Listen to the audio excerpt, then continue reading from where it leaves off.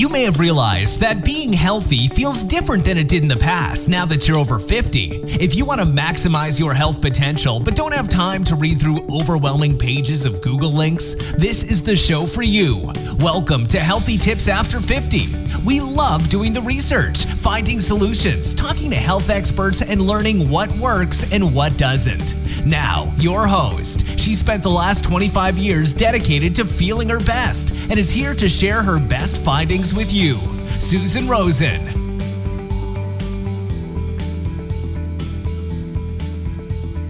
Hello, everyone. This is your host, Susan Rosin, and my guest today is Udo Erasmus.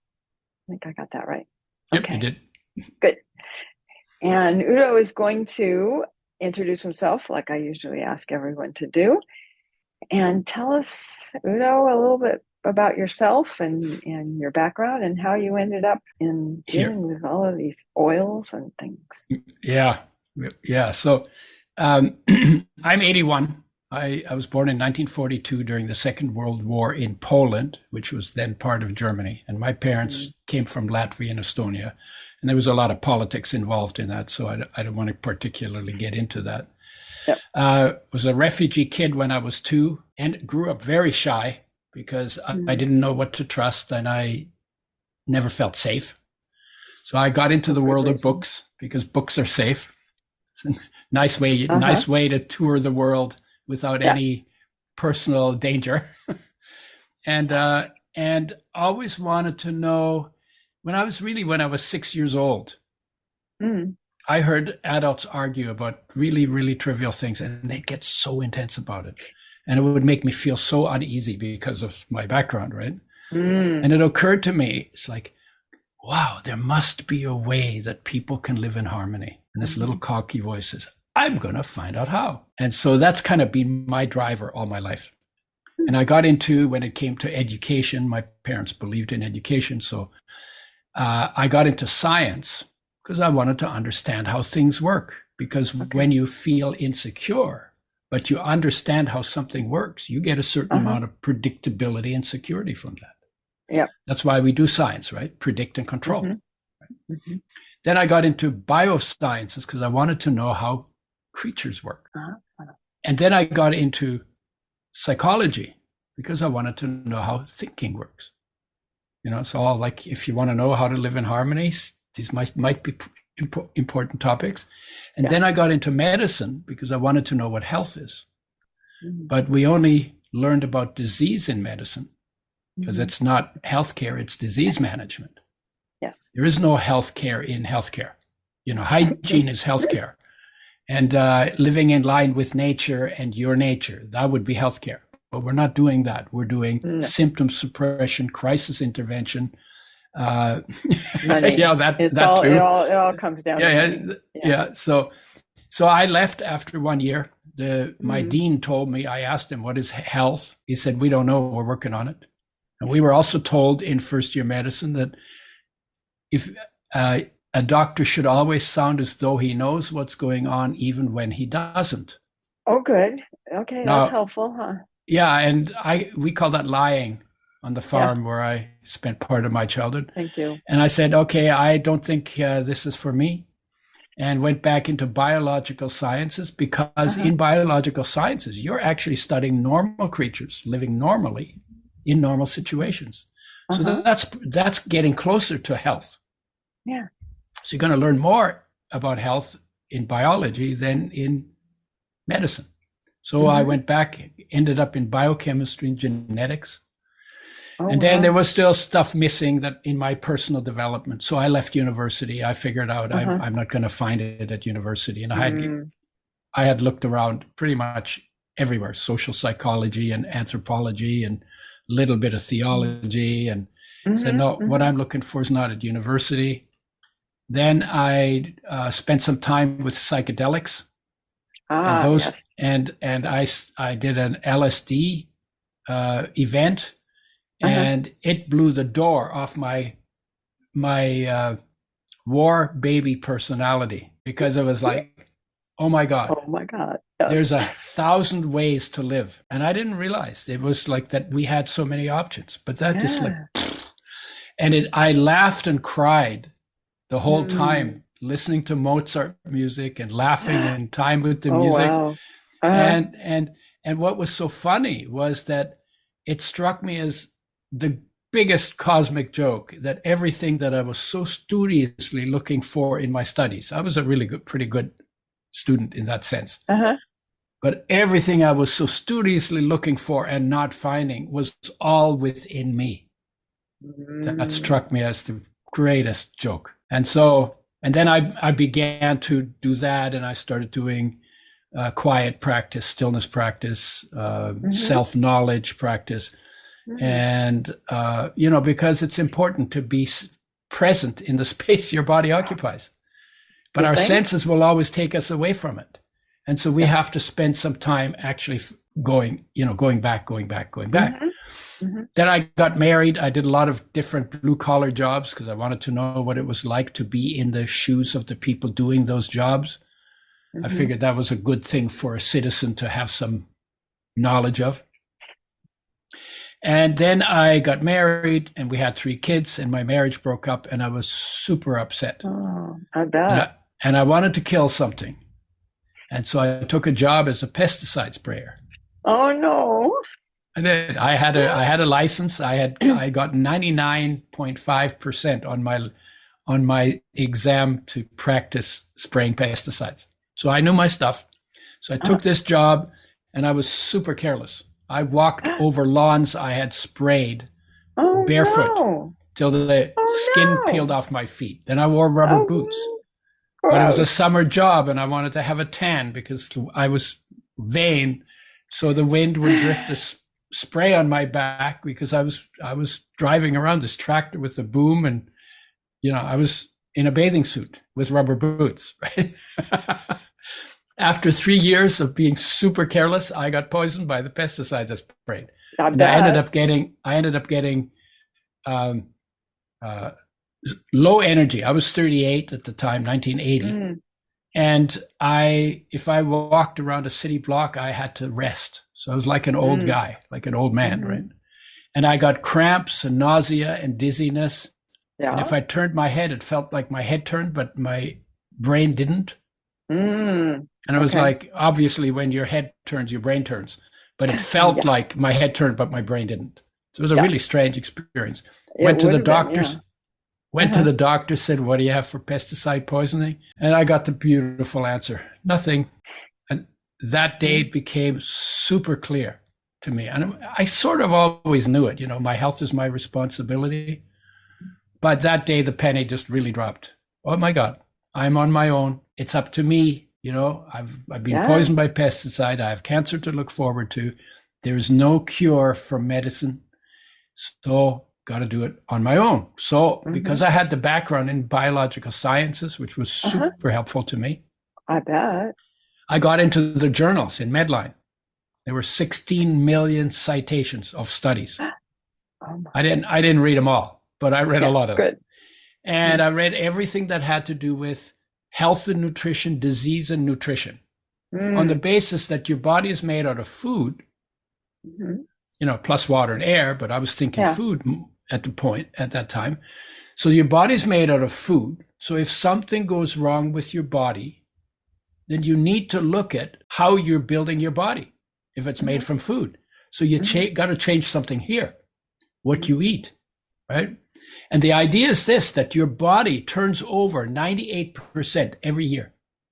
98% of the atoms in your body today are will have been removed and replaced if we meet a year from now. What does that mean? That means if you raise your standard for nutrition, or if I raise my standard for nutrition, because I'm the guy who's sick here, right? If I raise my standard for nutrition within 1 year, I will have rebuilt my body 98% to a higher standard. That's what healing is. That's why healing is possible, because your body's always turning over. And as it turns over, you give it other things to work with. And if they're the right things you give it to work with, then healing happens. So I got into that, and I was looking at all the essential nutrients, 18 minerals, 13 vitamins, 9 essential amino acids, 2 essential fatty acids. Those are the 42 essential nutrients that your body can't make, but has to have, that if you don't get enough, eventually kills you. So these are like these essential building blocks for body construction. And I got stuck on oils because it was the most confusing area of all of this. And and it went like this. I read a study that's omega-6 is an essential nutrient. That means you got to have it. You can't make it. You got to get it from outside. If you don't get enough long enough, you die. But if you bring enough back before you die, all of your problems from not getting enough are reversed. That's what essential means. So I'm reading omega-6 is an essential nutrient. Those are the 42, right? Omega-6 is an essential nutrient. The very next study I read out of the same database says omega-6 gives you cancer and kills you. Okay. And my head exploded. It was like, I was going to say, yeah. Wait, what the hell? How can something that is essential for health at the same time make you sick and kill you? Yeah. Oh, yeah. Exactly. And it was like, I didn't say, well, somebody's cheating on the studies. That didn't occur to me. I would think about that now because there's a lot of people cheating on studies. But at that time, I was more naive, and I said, well, I assume they're doing the study, and I assume these guys are doing the study, and they're reporting honestly what they find. What am I missing that I need to understand?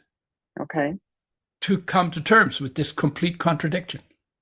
And it was that contradiction that forced me to look deeper into how oils are made. And what I found out is that what we blame on omega-6s, or people blame it on seed oils, and then they say, don't use seed oils. We're blaming something on seed oils that should not be blamed on seed oils, because omega-3 and omega-6 are essential. You have to have them. We should be blaming the damage done by seed oils and omega-6s on the damage done to the omega-6s by the processing when the oils are being made. Okay. And so what is that processing? Well, they treat them with sodium hydroxide, a very corrosive base. Then with phosphoric acid, a very corrosive acid. Then they bleach them to take out the color molecules, and that makes them rancid, and now they smell bad, and now they have to heat them to frying temperature to deodorize them. And that's how you get a colorless, odorless, tasteless oil. In that processing, you take out all of the antioxidants and the flavor molecules and the color molecules and any anti-inflammatory molecules that might have been in the seed that the oil came from. So those are removed. That's why those oils give you inflammation, because that's the spark control. They remove that. That's why sugar gives you inflammation, because they remove all of the antioxidants, anti-inflammatories from the sugar cane or the sugar beet. And you're getting the fuel that throws spark, that builds a good fire in your body, but you lost the spark control. That's why processing is not a good idea most of the time. So in that processing, on top of losing your spark protection, they also damage about 0.5 to 1% of the molecules. Wow. And when I found that out, I called them. I called the Oil Chemist Society. I said, I want to talk to a researcher.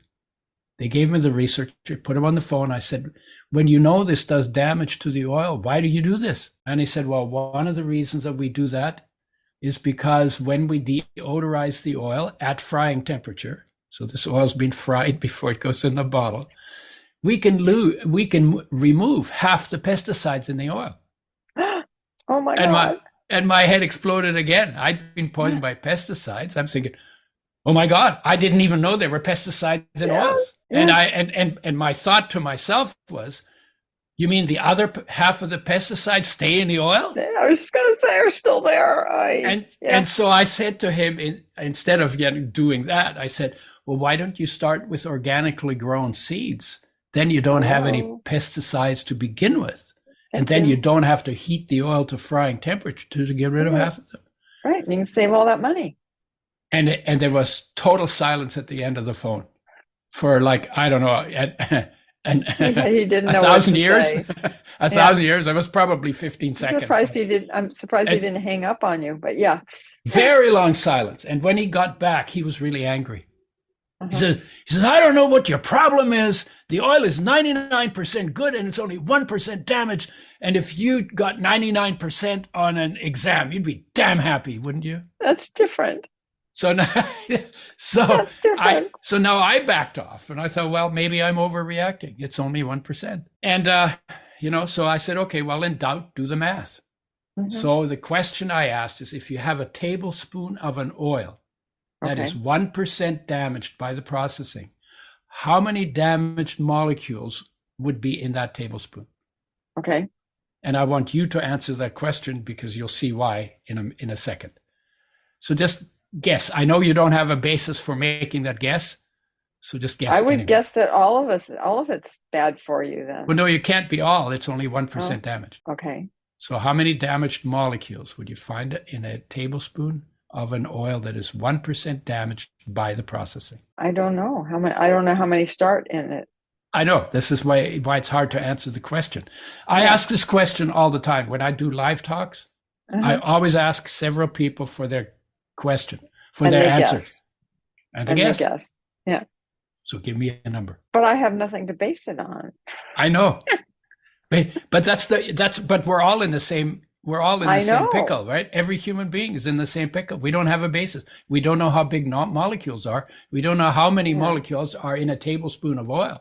Well, somebody must be able to have figured that out at some point. Yeah. Oh yeah, I did. Okay. That's and what the answer is. Okay. Yeah. You don't want to guess, okay? But no, okay. I So don't. the answer is that when I ask this question, the highest estimate of damaged molecules that people ever give me is always more than 1 billion times too low. So people say 1,000, 1,000,000, 1 billion, 1 trillion, but it's actually 60 quintillion molecules. That's a 6. That's a 6 followed by 19 zeros. Okay. So you go 1,000, 1,000,000, 1 billion, 1 trillion, quadrillion, quintillion. So in a tablespoon that is of oil that is 1% damaged, there are 60 quintillion damaged molecules. And how many good ones that aren't damaged? 99 times that many. Okay. Right? Because it's only 1% damaged, right? Yeah. And so you can still say, oh, well, it's only 1%. But here's the thing. These damaged molecules never existed in nature. So life never made a breakdown program for them.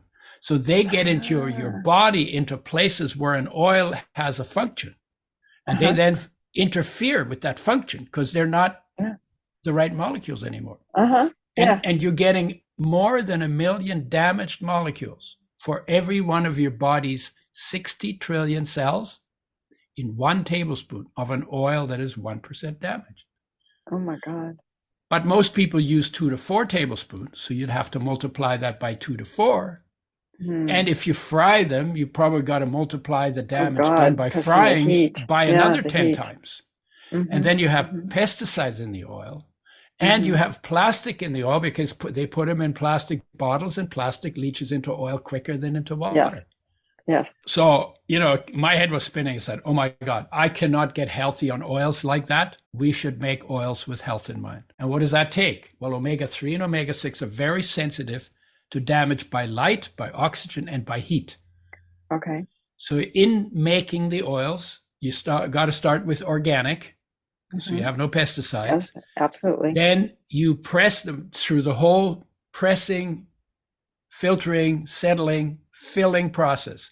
No light, no oxygen, and only low temperature should be in touch with the oil so that you don't get that damage. Right. You put them in glass bottles because glass does not swell when oil goes into it and then leach into the oil. Dark glass? Dark glass bottle. Yeah. And then if you want to be really OCD like we are, then you put the dark glass bottle in a box to cut the light out completely. Yeah. And then you keep it in the refrigerator in the factory. If it's more than 2 weeks in transit, it's shipped refrigerated. Like when we go to Europe and Asia with the oil, In Australia, it's shipped refrigerated. Okay. And then it's shipped it's refrigerated in the storage places. It's refrigerated in the stores. Mm-hmm. When you get it home, you refrigerate it. Mm-hmm. And you never use that oil for frying. You add it to foods after they come off the heat. You use water for cooking like we used to do when I was a kid, because then you don't burn the food. When you fry foods, fried foods fry health. Fried oils fry health. Whether you fry carbs, that makes sense. If you fry carbs or proteins or oils, each one independent of the other two increases inflammation and increases risk of cancer. So oils need to be made with health in mind. And then the year after I got poisoned, so this is in 1980 I got poisoned. 1981, it was established that omega-3 is an essential nutrient by the definition I gave. Can't make it, gotta have it, gotta get it from outside. If you don't get enough long enough, you die. If you bring it back before you die, all of the problems that come from not getting enough are reversed. Well, omega-3 fits, that's one of the 42, right? And then I found out 99% of the population doesn't get enough omega-3 for optimum health. It is 5 times more sensitive to damage than omega-6. Wow, yeah. Every cell needs it. And my head exploded, but this time in a good way, because I said, oh my God, if we could make omega-3s and 6s with health in mind, and you could get the two balanced in the right ratio, and we could bring these made with health in mind oils back to the population, we could improve the health of 99% of the population. It's like, my God, I could help almost everybody, and it's like, there's something that feels good in the heart when you can help, whether it's an old lady across the road or it's somebody who's turning the map upside down, trying to figure out where they are and where they need to go. Exactly. Whatever it is, whenever you can help somebody in some small way, that feels good in the heart. It's just something about human nature. Helping feels better than hurting. Oh, I agree. Right? And so I went ballistic. It was like, oh my God, we could help almost everyone. And if we could make them with health in mind and then bring them back to the population, oh my God, amazing. And so that got me going to develop a method for making oils with health in mind. And I've gotten some awards for doing that, starting the industry of making oils with health in mind, specifically the industry of making oils with health in mind. And then going out and educating in 40 countries and living out of a suitcase for 6 to 9 months for 15 years. Doing a tour through the US in 1988 in the hottest months, July, August, half of June, half of September, 101 days to 85 cities, 35 states, 17,000 miles by road in a van without air conditioning, where I slept on the floor of the van. And we had our clothes on a broomstick inside the double doors of the van. And when we and how did you keep the oil cold? We didn't take the oil with us. The oil got shipped. And when we got hot and sticky, we would walk into a Marriott like we owned it, and then go and clean up and take our showers and wash our clothes and wring them out, and then get back into the van and continue. So it was literally, and I had no business background. I had good science background. And we started a business and we made decisions, right and left, day after day, decisions on standards, decisions on who we would work with. We wouldn't work with anybody who wouldn't take care of our oil. And well, that makes sense. Yeah, and we would say to them, do you have refrigeration in your storage space? If they said yes, I'd hand them over to the guy who did the deals. If they said no, I said, are you willing to bring it in? If they said yes, I'd say, call us when you have it. If they said no, I would say this is a good time to end the interview. And we literally would not do business. We were starting from scratch, and when you're starting from scratch, you want sales. No, we stuck to our standards. And what carried that whole thing was the enthusiasm. We were so we were so lit up. Uh-huh. And literally people like that. When somebody's lit up, it's very attractive. Yes. I didn't know that. Absolutely. I didn't know that. You don't run a business on enthusiasm. Yes, I don't do. think they teach you that in business school. But the truth is, everything That's that what runs on passion. Oh, for right? sure. If there's no one who has a passion, why many of our product problems are not getting fixed?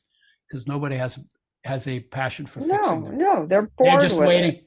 No, and they're just wait for the money, and the money isn't going to fix it if the enthusiasm doesn't go with the money. Mm-hmm. Yeah. And so that was built. It was built on enthusiasm. And then flaxseed oil was the first oil we worked with because it's the richest source of omega-3.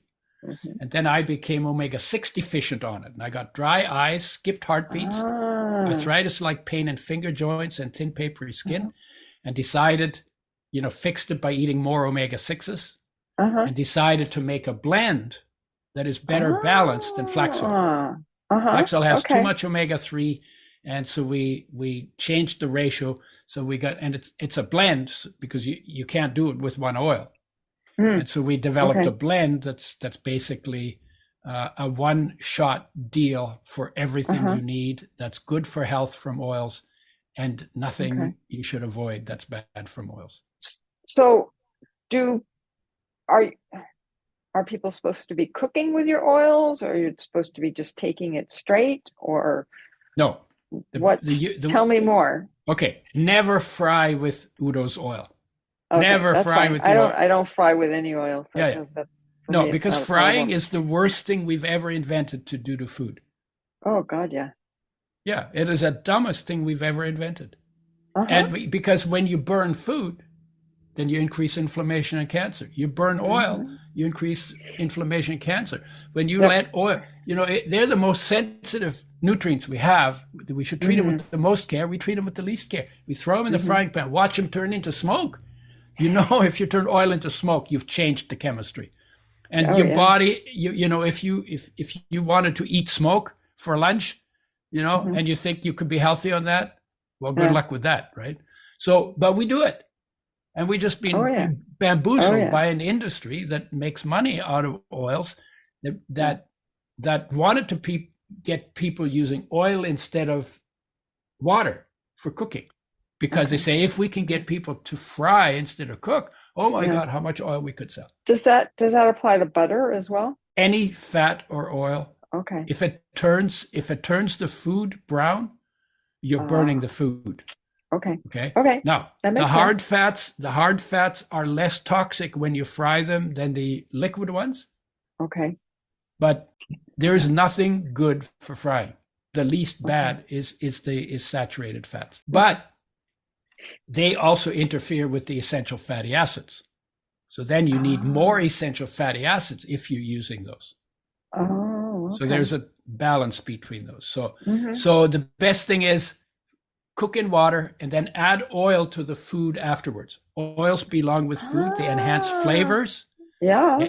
They enhance flavors and they improve the absorption of oil-soluble nutrients. And all whole foods have oil-soluble nutrients that are good for health in them. So you add oil when it's hot, when the food is still hot? I understand okay to not do that. Necessarily in the pain. It's okay to do that. But it's okay to do that. You add it just before you start eating it. Okay. Yeah, and oils go in any food. You can put it on fruits. You can put it on vegetables. You can put it on starches. You can put it on protein. Okay. Except with starches, you have to be careful because starches, when you eat more than you burn, your body has to turn the excess into fat. Oh, okay. And if you're eating carbs and you have normal weight, then you add oil on top of the carbs, then the carbs are going to get burned first because too many carbs is dangerous. Okay. And then the system doesn't work and you might put on some weight. But the weight you put on doesn't come from the oils because the oils turn on fat burning and turn off fat production in the body. And the carbs turn on fat production and turn off fat burning in the body if you eat more than you need. So that's so it's important to remember that. But I put oil in oatmeal. I just eat a little less oatmeal, because oil is good fuel. Omega-3 is the best fuel of anything that we eat. Highest energy fuel. We've done studies with athletes where we give them the right balance of omega-3 and 6. The omega-3s are the ones that get you more energy, 40 to 60% increase in energy if they practice their sport to exhaustion within 30 days of starting on a tablespoon per 50 pounds of body weight per day of that oil blend. So we done it in both strength and endurance sports. Wow. And they make nice skin. We actually measure optimum intake by how skin feels. If your skin is dry, you need more of the right kind of oil. Yeah. And recently, like the last couple of months, all of a sudden. Yeah. Well, yeah, as it gets cooler. Flake off of everything. Yeah, but it's never happened before. It's hot here today. Okay. In winter, it's more, you notice it more than in summer. In dry weather, you notice it more than in humid weather. Okay. But if your skin is dry, you need more oil. And here's why that makes sense. Your skin gets these good oils last and loses them first. Because if your heart didn't get the oils your it needs, organs and stuff, go first. You'd be history if they didn't get enough. So the way nature works it is you can live with dry skin, so skin gets them last and loses them first.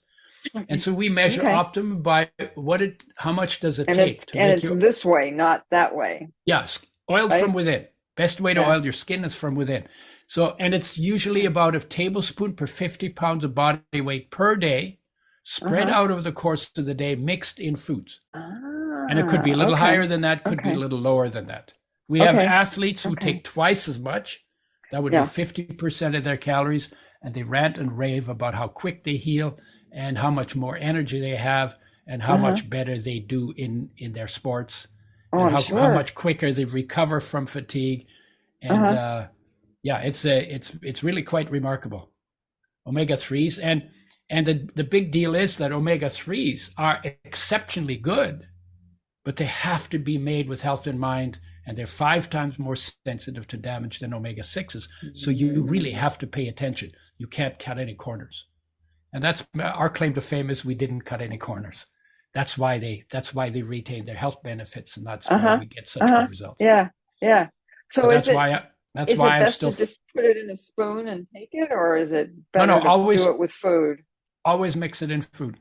There are lots of people who take it off a spoon, but I've never recommended that. No, oils belong with foods. Yeah, and sometimes people take it off a spoon and then they say to me, I don't like the taste of your oil. They say, well, how did you take it? Well, I took it off a spoon. So then I ask them, well, when is the last time you took a cooking oil off a spoon? She says, well, I never do that. Well, why are you doing it with mine? Yeah. No, always put it in food. Always put it in food. Okay. Yeah, Interesting. I'll have to find some food to be putting it in with, because I don't typically use oil for much. I use mayonnaise occasionally with salmon salad, but that's about it. So put the oil in salmon salad and forget the mayonnaise. The mayonnaise is made with damaged oils, right? Yeah, I'm trying to think what kind of oils. They usually use canola or soybean, sometimes corn. Not usually corn, actually, in North America. Yeah, no, it's not. They usually use the cheapest oil they can find. Avocado oil. Oh, yeah, okay. The avocado oil. There are no standards for avocado oil. Okay. So they probably make it out of rotten avocados, and then do a whole chemical feast on it, and then you get the damage. Yeah. Eat the avocados. In the avocado, the oil's fine. Oh, right? Yeah, no, I do. Yeah, I have a quarter of an avocado. Yeah. Every morning with my salmon salad. Yeah, they're good. Yeah. They're good food. And then I eat guacamole along with it. So lots of avocado. But you don't know what's in the oil. Because there are no standards have been set for it. It's been recommended. There should be standards set for it. Yeah. But the standards have not been set. Interesting. Yeah. And the other thing, just as an aside, the other reason I love avocados is because even all the pesticides and stuff don't get through the skin. So you don't even have to buy out organic. You don't have to spend that extra money on that. Yeah. Spend it on something else. Unless they use a pesticide that's systemic, because there are pesticides that are absorbed into the foods. I don't know what they use on avocados. Well, I don't know. I've seen a lot of tests that have been run on avocados, and they've never found anything that gets through the skin on any of them. So I take their word for it, which I probably shouldn't. But it depends on who does the tests, because I was going to say because sometimes what people do is they only test for the pesticides they know are not in it. That's a good point. We're living a time where you need to take everything with a grain of salt. A big grain of salt, which is not good for you either. No, potassium salt, that's good for you. Oh, okay. So so in that sense, it's better to go organic. Even that sometimes people cheat, but if it says organic, it's more likely to be organic than if it doesn't say organic. Mm-hmm. Yeah. So you have to pay attention more than you ever thought you would have to. Yeah. I think it was actually, I'm trying to think, the people I had read that with is the Environmental Working Group. I don't know if you're familiar with them. I know them by name, but I don't know enough about them to have they test a lot of things, and they come up with their clean 15 and their dirty 15, and stay away from those and just eat those. And there are people who do honest research, so it's not like you can't believe anything. No. I'm just saying, they're one of the ones that are very, very, very good about it. Yeah. But anyway, that's the oil story. And then I started saying, well, what else needs attention? The second thing that needs attention, digestion. It's the hardest working system in your body, and everybody's got something going on with their digestion. Burps and gas and bloating and pain and, allergies and sensitivities. And so what do you do for digestion? Well, the single most important change we've made from how it was in nature is that we cook our foods. See, in nature, life's mandate for every creature that eats: fresh, whole, raw, organic, local, in season, pretty much, right? Yeah. And when you cook foods, you kill the probiotics on the food. They should be replaced. And you destroy the enzymes in the food that do up to, on average, 60% of the digestion for you. So those two should be replaced. I was going to say, so that's why we all take enzymes. Yeah. Correct. That's why we take enzymes, and it makes a huge difference. And when you take enzymes, not only do they take a load off the digestive system, because when you cook food, you actually more than doubling the work the digestive system has to do. You're making it easier in some ways, but you're making it harder in other ways. So what you're doing when you take enzymes, you take a load off your digestive system, and that in turn takes a load off your immune system, because when digestion isn't working, your immune system has to get involved. Oh, okay. And then when you take enzymes or you eat raw foods, your immune system is free to do its other jobs, like get rid of infectious organisms that make it through your skin, or digest the protein coats off viruses that chase you down, or to get rid of digest inflammatory proteins or old cells and dead cells. So the immune system has a lot of other functions in the body, but its first function has to be to make sure that nothing undigested gets from your digestive tract into your body. And sometimes it's not able to do that, and then you get all kinds of problems. So those two, digestive enzymes, probiotics, and then fiber. So that means more plant-based, and fiber is good for bowel regularity. It's also the best food for probiotics. And then the last one is bitters, which are herbs that help both in digestion and in liver function and function and detoxification. Mm-hmm. Mm-hmm. So that's the second. And then I started working with greens, because greens are everybody knows they're supposed to eat their greens. A lot of people don't.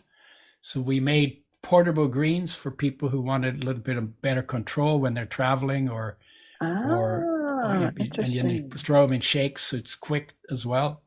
And then I started looking, okay, what's next? And I started thinking, well, actually everything affects health. So you have to give everything its due. And then I started getting into mindset, and then I started getting into inner practice to feel content, because when you feel content, you actually reverse aging.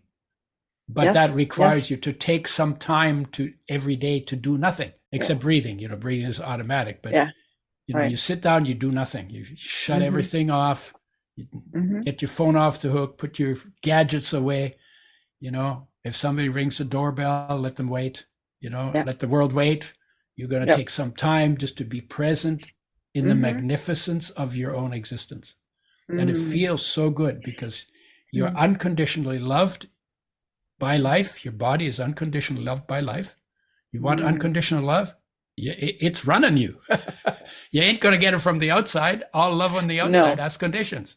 Even mother's love is not unconditional. That's very true. But the love of life for your body is unconditional. Yeah. And so, when you feel that, you feel cared for. And when you feel cared for, then you're in a position where, okay, where can I help?